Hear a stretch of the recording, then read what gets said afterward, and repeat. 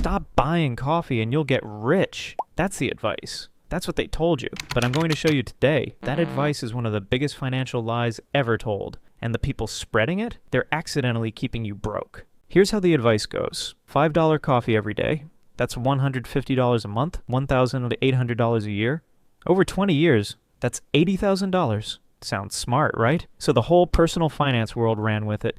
Skip the latte, cancel Netflix, pack your lunch, suffer now, thrive later. And millions of people believed it. They cut their coffee, they cut their joy, they tracked every tiny dollar. And you know what happened? They're still broke because nobody told them the truth. Here's what I want you to think about. Americans are cutting back more than ever. Brewing at home, canceling subscriptions, eating out less. But financial stress in America at an all-time high. So if the small spending advice actually worked, why isn't it working? Something doesn't add up, and that something is what nobody in personal finance wants to talk about. Let's talk about what's actually draining Americans dry. Number one, housing. In 2015, the average American spent around 27% of their income on rent. Today, in most major cities, it's 40%, 50%, sometimes more. One rent increase can wipe out an entire year of skipped coffees in 1 month with one letter from your landlord. That is not a coffee problem.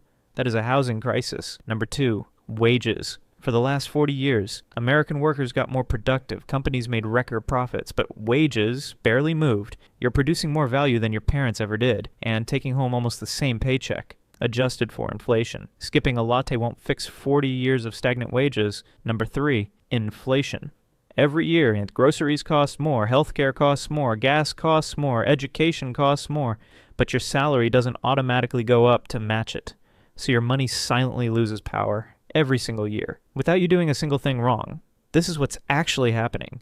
Not your morning coffee, not your Netflix subscription, not your one dinner out per week. The system itself is squeezing you. And the coffee advice, it keeps your eyes on the $5 in your hand. So you never look up and see the thousands disappearing behind you. Here's the math that actually changes lives. If you invest $200 a month starting at age 30 at a 7% average annual return, by the time you're 60, you have over $240,000. Not from skipping coffee, from investing consistently. Now compare that to saving $5 a day on coffee. That's $1,825 a year. Saved perfectly, not invested, just saved. Over 10 years, $18,250 versus investing $200 a month, $34,000 in the same 10 years. The investing wins every time, and it gets bigger. If you negotiated one raise, just $5,000 more per year, over 10 years that's $50,000 more earned. One conversation, more impact than a decade of cutting expenses, or learn one high-income skill, sales, coding,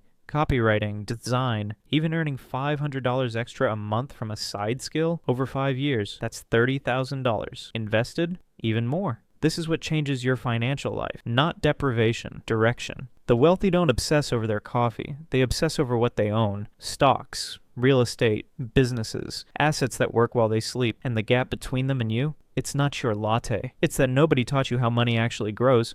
Now let's be straight. Small habits do matter. Saving consistently, even small amounts, builds discipline, and discipline carries over into everything. If you have zero savings and serious debt, yes, cut unnecessary spending, absolutely. But understand this clearly. Cutting a $5 coffee is not a wealth strategy. It is a starting habit, not a destination. The problem is when people stop there, when they think, I'm saving on coffee, I'm being responsible, and never take the next step. Never invest, never grow their income, never build an asset. That is where the advice becomes dangerous, because it feels productive, but it's keeping you focused on the small game, while the big game passes you by. The coffee advice spread because it's simple. It's easy to say, easy to understand, and most importantly, it puts all the blame on you. Not on stagnant wages, not on skyrocketing rent, not on a system that wasn't built for your wealth, just on your cup of coffee. You deserve better advice than that. The truth is this. Your coffee isn't your problem. Your rent is your problem. Your wages are your problem. The money you're not investing is your problem. The income you're not building is your problem. So yes, make coffee at home if you want, but don't let anyone convince you that's the move that changes your life. The real question every morning isn't, should I buy this coffee? It's, am I making decisions today that will actually matter in 10 years? Because the coffee, it was never the enemy. The absence of a real financial strategy is.